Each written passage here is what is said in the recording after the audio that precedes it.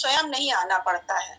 लेखक को खाली एक छोटी सी घटना होती है और बस उसी को कम से कम शब्दों में बयां करना पड़ता है ना। अगर हम लघु कथा को बहुत विस्तार, अब वैसे हम इसको 100% आपके पटल के माध्यम से इसलिए नहीं कह रहे हैं क्योंकि इसमें काफी वाद विवाद भी हो चुके हैं लोगों से, क्योंकि कुछ लोग लघु कहानियों को भी लघु कथा का रूप देते हैं। लेकिन हमारी जानकारी के हिसाब से लघु कथा बहुत छोटी मतलब शब्दों में अपनी बात को कह देना होता है, कि उसमें हम नहीं होते, उसमें घटना होती है, वाक्य होता है और बस वो कह दिया जाता है और कम शब्दों में ज्यादा समझाते हैं।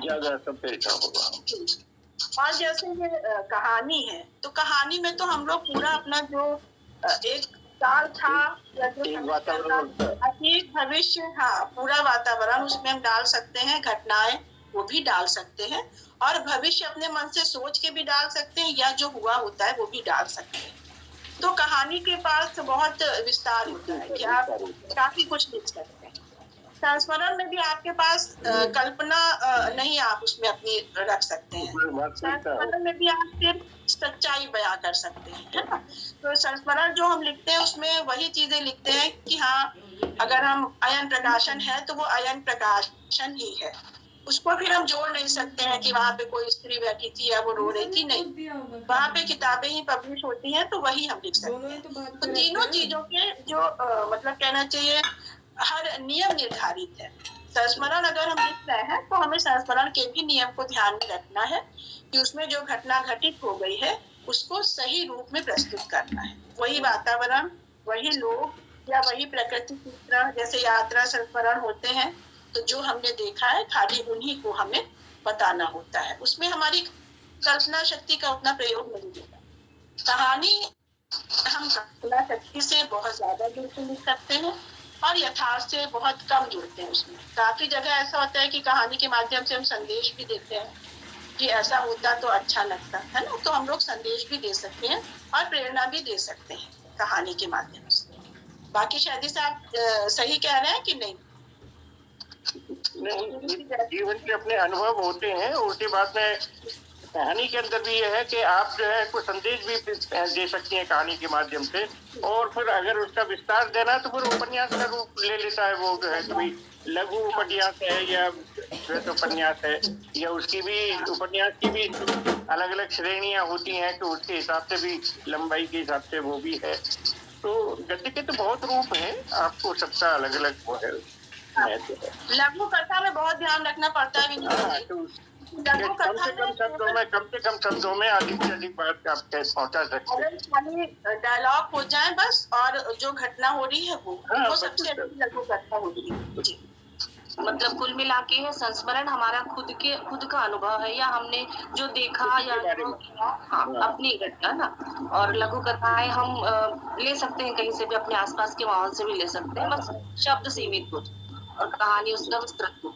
बहुत बहुत धन्यवाद आपको ये बताने। अच्छा लग रहा है कि आप लोग पूछ रहे हैं और आप बता पा रहे हैं, आपको सीखने को भी मिल रहा है जी। अनुभव की दृष्टि से आप क्या समझते हैं कि भाई पुराना समय आपने माता जी के समय का वो पीढ़ी देखी है, आज की पीढ़ी देख रही हैं आप जो है, और भविष्य का भी आप कल्पना कर सकती हैं कि भाई आगे का भी क्या समय हो सकता है। तो इन तीनों से आपके लेखन में कुछ अंतर पड़ता है कि भाई जो अतीत का है समय, अतीत के काल से और वर्तमान काल से कुछ अंतर पड़ रहा है आपके लेखन में? हाँ, बहुत अंतर पड़ रहा है। आजकल हर चीजें हमारी पहुंच में हो गई हैं। पहले हमको लाइब्रेरी जाना पड़ता था शायद साहब कुछ भी लिखने पढ़ने के लिए, तो वहाँ पे एक नियम था कि शाम को 5 से 7 ही वो खुलती है, तो सब काम छोड़ के जाते थे। आज हमको हर चीज उपलब्ध हो गई है, हम ऑनलाइन पुस्तकें मंगा सकते हैं और व्हाट्सएप है, इंटरनेट में बहुत अच्छी जानकारियां मिल रही हैं। तो इस समय वैज्ञानिक रूप से तो हम लोग काफी समृद्ध हो गए हैं और हमारी पहुंच में है चीजें। लेकिन ये जरूर कहेंगे कि भावनाओं की दृष्टि से या अगर हम लेखक की दृष्टि से आपको कुछ बताएं तो समाज में थोड़ा पढ़ने और सुनने वाले लोग कम दिख रहे हैं। जैसे पहले लोग एक एक भाव सुनने के लिए बैठते थे, जैसे अगर नानी दादी भी बैठती थी और उनके आगे कोई बच्चा कुछ कहता था तो वो उसे अवसर देती थी, चलो बोलो बोलो क्या बोल रही है, पहले उसकी सुन लेते हैं। आजकल सुनने वाले लोग नहीं है, ना बच्चे सुनना चाहते हैं और मतलब ये मेरा नजरिया है। बिल्कुल बिल्कुल सही कह रही हैं। वर्ग थोड़ा संकुचित हो गया है शादी साहब। जो पुराना समय था वो हमको ऐसा लगता है, शायद हम लोग ऐसी पीढ़ी है कि हम लोगों को प्यार बहुत मिला है, और हमको तो मतलब ये बताने में कोई संकोच नहीं है कि जो हम लोगों के पुराने लखनऊ में मोहल्ले होते हैं विनीता जी, तो मोहल्लों में भी जैसे जो बड़े बुजुर्ग होते थे वो बाबा या काका बन जाते थे, उनके लिए रिश्ता होना जरूरी नहीं था।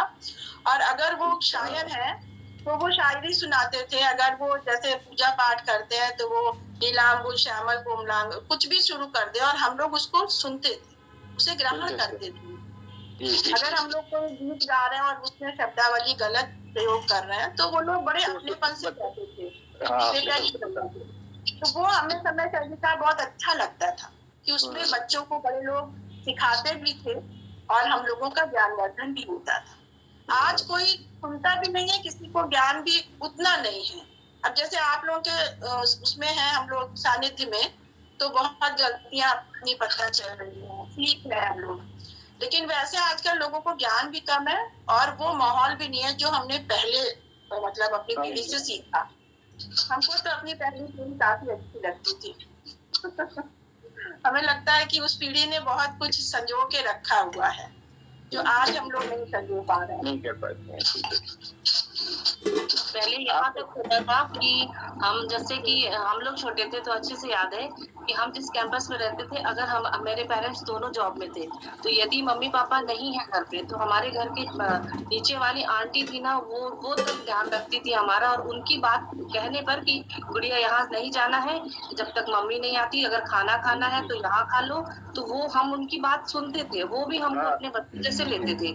और पड़ोसी के बच्चे को डांट देता था दूसरा कि यहाँ नहीं जाना, और सब एक दूसरे को हम लोग भी चाचा जी कह के, यानी ये नहीं था कि हमारे सगे चाचा है तभी चाचा, चाचा जी मामा जी चाची जी यही रिश्ते चलते थे। आज हम पड़ोसी के बच्चे को डांट दे कि यहाँ क्यों खड़े हो, तो पता चले उसके खानदान के लोग लड़ने आ जाएंगे डंडे लेके कि मेरे बच्चे को डांटा तो डांटा क्यों। और यहाँ पे भी हम तो अपने विद्यालय में भी देख रहे हैं कि पहले था शिक्षक अच्छी कुटाई करते थे तब जाके समृद्ध विद्यार्थी निकलते थे। आज हम अदरक की तरह कहते ना कूटे जाते थे, जितना कूटेंगे उतना ही रस निकला।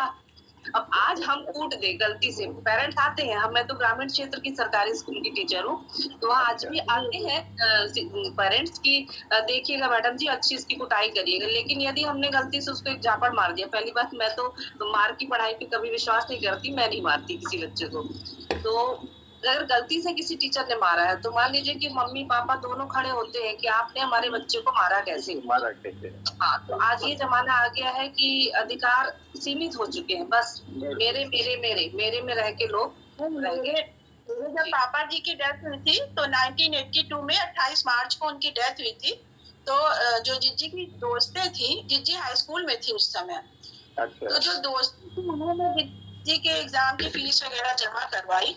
निगत फातिमा दीदी उनकी फ्रेंड थी, मसाना दीदी फ्रेंड थी।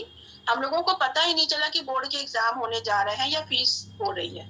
और क्योंकि आपको तो पता ही है कि जिस समय परिवार पे ऐसे आपदा आती है तो बहुत सारे लोग दूर हो जाते हैं, जो समृद्ध है वो लोग दूर हो जाते हैं कि कहीं हम लोग अपनी जरूरतें उनसे मतलब न बताने लगे। तो बहुत दिन के बाद हम लोगों को ये पता चला जब जिज्जी का एग्जाम आया, जिज्जी बोली हम नहीं देंगे, तो मतलब उनकी दोस्तों ने, हमारे पड़ोसियों ने कहा कि बेटा दे दो और तुम्हारी फीस ही सब जमा है।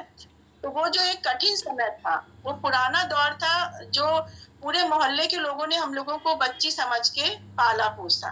मम्मी ने नई नई नौकरी उस जमाने में जब ज्वाइन करी तो मम्मी भी बहुत डरती थी। मम्मी को यह था कि बहू थी, कभी जॉब नहीं करती थी, तो वो सुबह निकलती थी शाम को आती थी।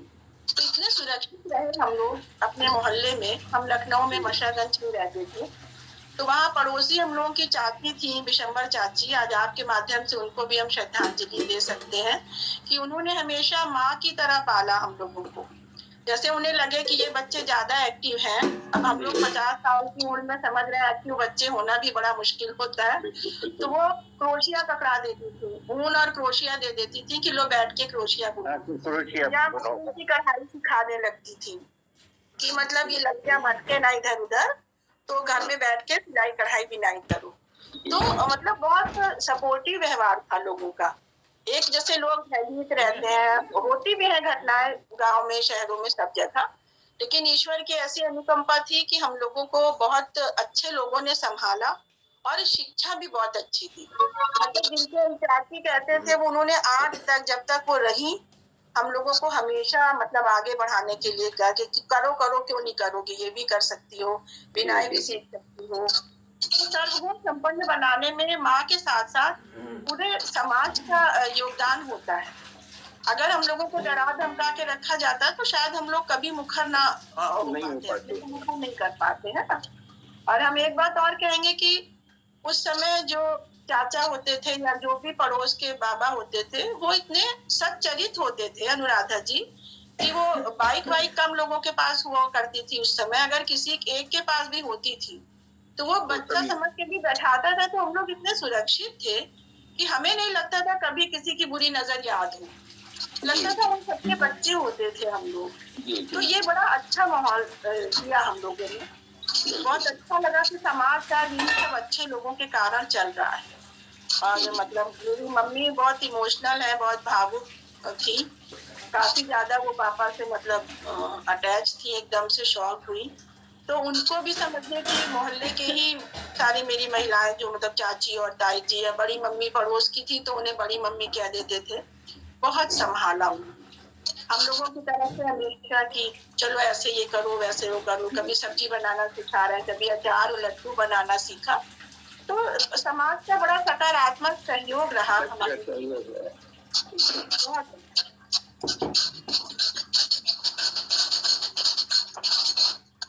कल्पना जी कुछ नहीं बोल रही है। कल्पना जी कुछ आप अपना मंतव्य प्रकट कीजिए। सुन रहे हैं हमारे बोल रहे हैं, इसीलिए मैं सुन रही हूँ। हम लोग को भी दक्षिण का जो वातावरण है वो यहाँ से उत्तर से कहीं अधिक जो है सहयोगी और बेहतर रहा है। वहाँ पर जो है यहाँ जितना जल्दी ये जो अतिक्रमण हो गया है हमारी संस्कृति के अंदर, संस्कारों के अंदर, वहाँ पर इतना नहीं हुआ है। दक्षिण में अभी भी उन्होंने अपने आप को जो है संभाल करके रखा हुआ है, अपने संस्कारों को, और वो भावनाएं हैं वहाँ पर जो है अभी भी सुरक्षित है, जो कि अब हमारे यहाँ जो है प्रदूषण काफी हो गया है इस मामले में। तो उस हिसाब से आप लोगों के अनुभव तो और भी बढ़िया रहे। और आप देखिए कि अगर आप पुराने संस्मरण देखें ना लोगों के, तो हमारे जीवन में आप देखिए कि मामा और नाना एक ऐसे होते थे कि जो आप चाहे आप बता रहे हैं कि भाई पिताजी नहीं रहे या और लोग नहीं रहे, तो अधिकतर परिवारों को मामा और नाना ने पाला है जो है। आप देखिए आज कल्पना भी नहीं कर सकते आप इस तरीके से कि आप 2-4 दिन के लिए भी किसी के यहाँ जा सकें जो है। और मामा नाना जो है, और इतने बच्चे हम लोग होते थे, मतलब 5-5, 6-6 बच्चे होना कोई बड़ी बात नहीं थी। तो इतने बच्चों को पालना, पूरा उनका वो करना, बड़े बड़े साहित्यकारों का अगर आप जीवनी देखेंगे या क्या है, तो बहुतों का पालन पोषण मामा और नाना के द्वारा हुआ है।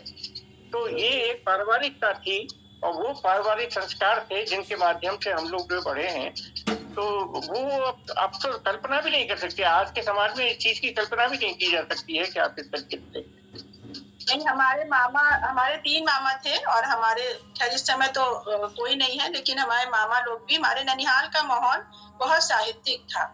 तो मेरे बड़े मामा जी ने भी एक किताब छपवाई है यादगारें करके, यहाँ महोना लगता है हमारे लखनऊ के आगे थोड़ा। तो वहाँ के हमारे नाना जी जमींदार थे और 3 मामा थे हमारे। तो मामा जी लोग भी साहित्य से बहुत जुड़े थे।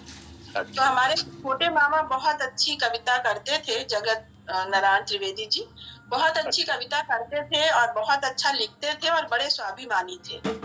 और उनका भी बड़ा योगदान रहा मेरे जीवन में। जैसे ही उनको पता चला कि मतलब हमें शौक है लिखने का, तो घर जब आते थे वो बैठ के सुनते भी थे और सुनाते भी।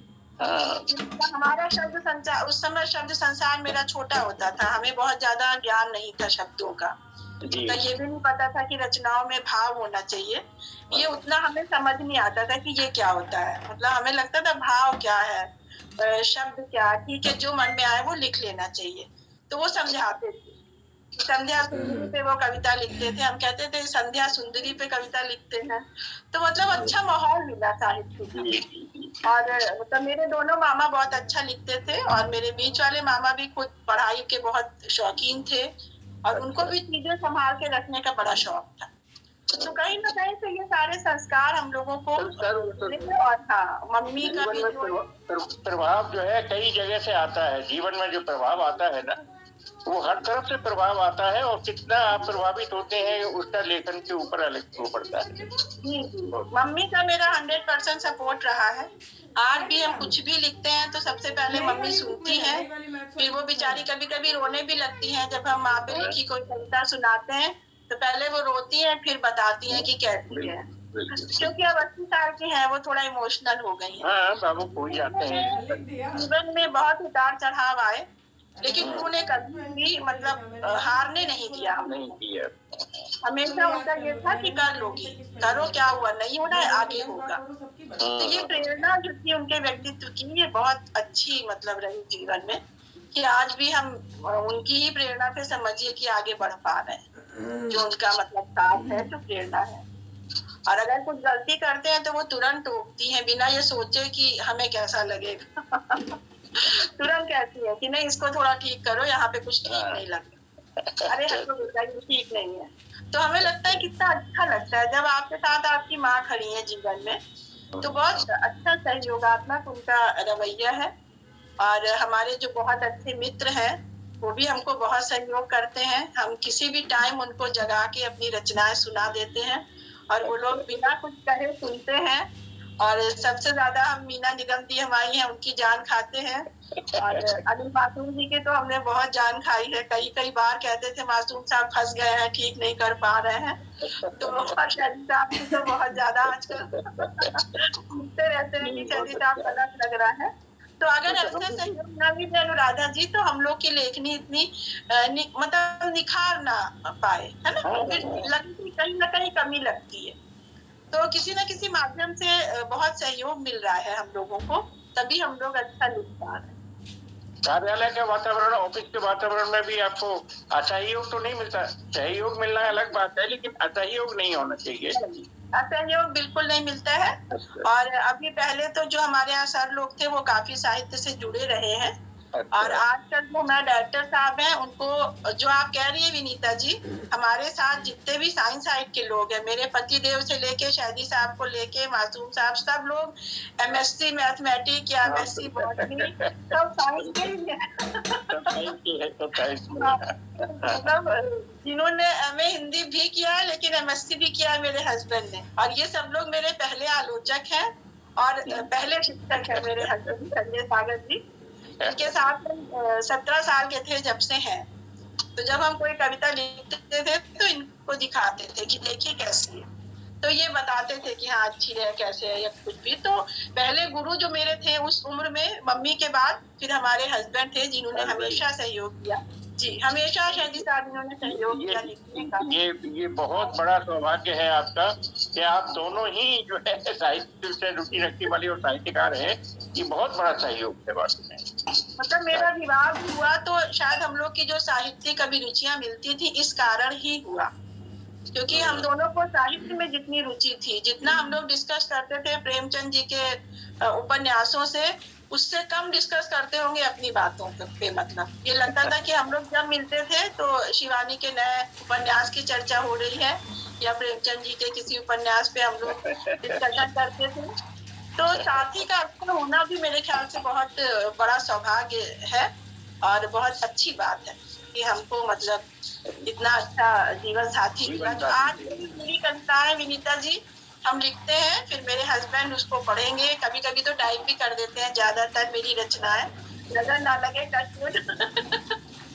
तो हमें लगता है कि गलती सबसे पहले यही पकड़ते हैं मेरी कि भाई ये ठीक नहीं है, इसे ठीक करो। तो उसके बाद ही मतलब हमारे गुरु तक पहुंचे। तो बहुत तो मुझे लगता है तो आज के प्रोग्राम में संजय जी को दिखना चाहिए था। दिखना चाहिए था।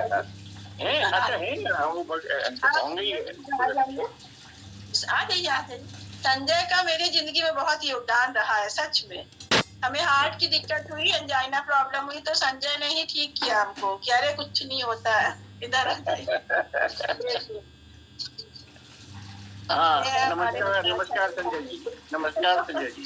अब आपकी तो आपको आना जरूरी था, आना चाहिए था। हाँ, आप समझिए कि हम लोग मेरे ख्याल से 1990 से एक दूसरे के साथ है, मतलब साहित्यिक रूप से, और विवाह तो हमारा 1995 में हुआ। अभी जब घर वालों की जब घर वालों की ये सहमति से कि चलिए अब कर देना चाहिए, नौकरी लग गई तब। लेकिन साहित्यिक रूप से हमारे गुरु पहले संजय ही थे, शैली साहब। अरे बहुत मैं बता रही हूँ, इनका नाम संजय, इनके पास वैसे ऑलरेडी दिव्य दृष्टि थी, ये देखते थे तो आपको, और इन्होंने सोच रखा था कि रश्मि लाना है, तो आप संजय की रश्मि है, आप दोनों को प्रणाम। नहीं, और फिर एक सागर है और एक लहर है, ये भी आप देखिए सही हो। तो वो उनका उपनाम जो है वो सागर है, इनका लहर है। हाँ, इंसिडेंस था, क्योंकि हमने जिंदगी में इतने लोगों को खोया, तो हमने अपना जो नाम था ये लहर ही रख लिया था। हम खाली लहर, रश्मि लहर से कविता लिखते थे, और बाद में जब इनसे मुलाकात हुई तो ये सागर, संजय सागर। सागर हुए तो सागर और लहर को तो आप अलग कर ही नहीं सकते। आज सर तो मुझे लगता है आज रश्मि जी ने अपनी जो लहर यहाँ सागर में उत्पन्न की, तो आज कुछ लहरों और सागर का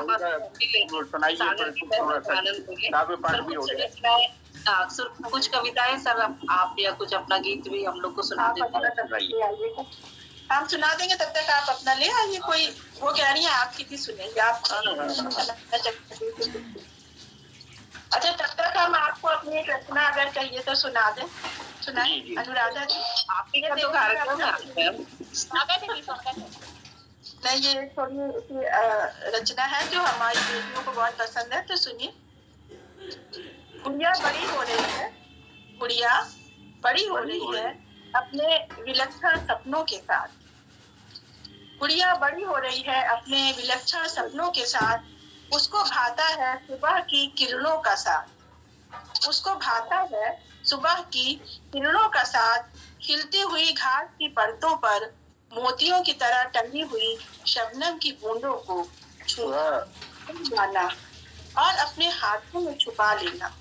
उसको भाता और अपने हाथों में छुपा लेना। वो देखती है शबनम कि वो खुद एक मोती है, और बन जाते हैं अनेक भाव, और बन जाते हैं अनेक भाव लिपि से उसके विचारों की क्रांति को जन्म देते हैं।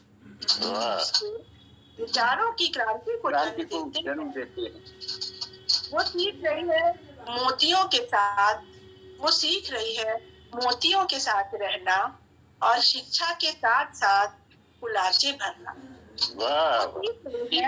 शिक्षा के साथ साथ कुलाचे भरना, अनुभवों के समुद्र पर, और चलना चाहती है एक नई सभ्यता गढ़ने के पथ पर। एक नई सभ्यता गढ़ने के पथ पर वो पहुंचती है क्षितिज पर, और चाहती है कि एक नया आसमान उसकी बाहों में हो। एक नया आसमान उसकी बाहों में हो, नई सभ्यता उसकी राहों में हो। वो नहीं चाहती है कि फूटे कोई भी गुब्बारे नई परिकल्पनाओं के। वो नहीं चाहती है कि फूटे कोई भी गुब्बारे नई परिकल्पनाओं के। वो कुरेदती चलती है अपनी दादी, मामी, नानी के अनुभवों को प्रश्नवाचक निगाहों से।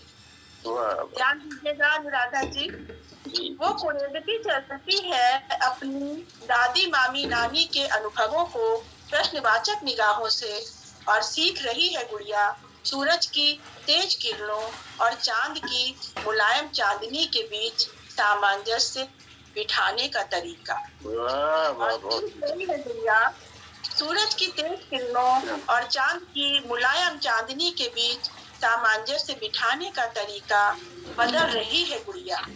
बदल रही है गुड़िया, बदल रहा है उसका तौर तरीका। बदल रहा है उसका तौर तरीका, बदल रहा है दुनिया देखने का ढंग। बदल रहा है दुनिया देखने का ढंग, और समझ रही है वो समाज को समझने का नया तरीका।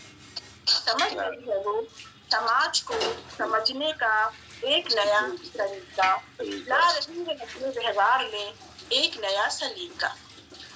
एक नई दुनिया गढ़ने का उसका प्रयास, और देखकर उसकी ये लगन, उसके अबोली सजन, और देखकर उसकी ये लगन, उसके अबोली सजन, मुझे विश्वास है कि खत्म होने से पहले ये दुनिया, मुझे विश्वास है कि खत्म होने से पहले ये दुनिया बढ़ चुकी होगी, एक नई दुनिया गुड़िया बढ़ चुकी होगी। बहुत सुंदर, बहुत सुंदर, बहुत सुंदर, बहुत धन्यवाद।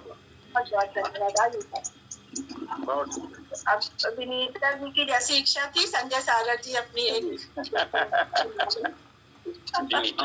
गीत रचना है ये। जी स्वागत है। कि स्वीकारा प्रिय नेह तुम्हारा, स्वीकारा प्रिय नेह तुम्हारा, स्वीकारी है व्यथा विकल, स्वागत हित में कर फैलाए, बैठा हूँ भर नेत्र सजल, उन्मादित सकुची आशा को मुझ पर डालो पल प्रतिपल, विहस धरा ना पाएगी यह शब्द मेरे हैं प्राण प्रबल। ये शब्द मेरे प्राण प्रबल, स्वीकारा प्रिय नेह तुम्हारा, स्वीकारी है व्यथा। और देखिए कि पग के कंटक में बीन चुका, पग के कंटक में बीन चुका, मन का अवसाद मिटाओ अब, मन की पीड़ा विस्तृत कर दो, मन की पीड़ा विस्मृत कर दो, बांधो बंधन फिर पागल मन, नेह संभाले मन का घट, बैठो मन भीतर सरल कमल, स्वीकारा नेह तुम। बहुत सुंदर। ये अंतिम बंद है। सच बांधो आकाश धरा पर फिर, बांधो आकाश धरा पर फिर, स्मृतियां अमृत कर दो, बांधो आकाश धरा पर फिर, स्मृतियां अमृत कर दो, शेष बचे कुछ चिन्हों से कथा सत्य विस्तृत कर दो, बैठो सागर में उर्मिल जल, निर्मल है या धार तरल, स्वीकारा प्रेम स्वीकारी। बहुत सुंदर। गीत रचना थी। बहुत सुंदर, बहुत सुंदर। संजय जी, एक नई रचना लगती है, आपके लिए नई रचना है। हाँ, एक प्रश्न आपके लिए। आपके बारे में तो काफी तारीफ कर चुकी रश्मि जी, हम लोग बहुत देर से सुन रहे हैं। तो एक प्रश्न आपका भी, आप भी साहित्यकार हैं, तो ये बताइए कि एज वाइफ और एज लाइफ पार्टनर आपको किस तरह से वो इंस्पायर करती हैं, क्रेडिट प्रोत्साहित करती हैं, इसीलिए सेम फील्ड में आप दोनों। मेरा भी यही प्रश्न है। तो कभी जान ही नहीं पाया कि कब ये हमसे अलग है, जो सब मेरे हाथों और सब उसके माध्यम से, तो बहुत अच्छा लगा। और ये जो भी लिखती हैं मुझको देती हैं, मैं भी समझता हूँ कि कुछ चीजें इसमें मान लीजिए कभी कभी शब्दों से लग रहा है कि ठीक नहीं बैठ रहा है, तो कह देता हूँ ये सब तो यहाँ से हटना चाहिए, इसकी जगह कुछ अच्छा सा शब्द आओ, कुछ अच्छे भाव बन जाए तो तुम्हारी कविता बहुत अच्छी हो जाएगी। तो वो सब सारी बातें हैं मेरे साथ। और दीदी का तो कभी इस तरह से हम अलग नहीं कर पाए, और इनकी सारी जितनी भी रचनाएं हैं सब पंखों के साथ एक साथ ही निकलती रही है। तो बहुत अच्छा रहा है कि कोई बिना ये बहुत बड़ा सौभाग्य है, बहुत बड़ा सौभाग्य है कि दोनों एक ही रुचि के हैं, तो एक दूसरे को समझते हैं। अदरवाइज तो जो है व्यवधान पैदा हो जाता है कई बार, तो जो है कि आप तो हर वक्त इसी में मस्त रहते हैं और ये करते हैं। बहुत बड़ा सौभाग्य जैसा हो जाएगा। हाँ, आप दोनों सौभाग्य। काव्य या कुछ है मेरे सामने आता है, वैसे मैं जो लिखता हूँ वो भी इनके सामने आता है, वो भी देखती है ना कि ठीक है चलो कर लो। अच्छा है, सब बढ़िया है, अच्छा चल रहा है, और बड़े बड़े लोगों का साथ है। एक पूछ रही है दीदी प्रेरणा के लिए आप प्रेरणा को लिखी जैसे ये